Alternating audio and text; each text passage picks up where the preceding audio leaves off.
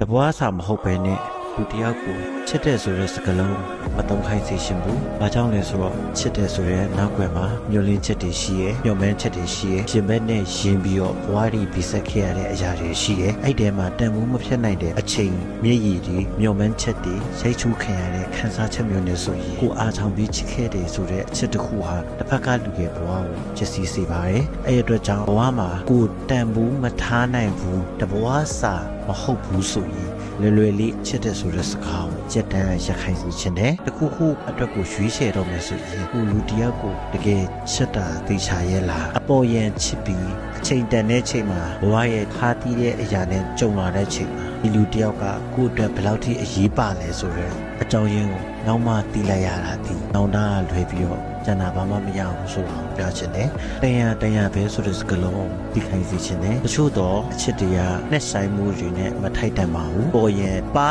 လွှာဆုံးဆိုတဲ့ခွန်နဲ့တင်ထိုက်တန်တယ်ဆိုတာကိုအချိန်ကာလတစ်ခုမှမင်းသိလာလိမ့်မယ်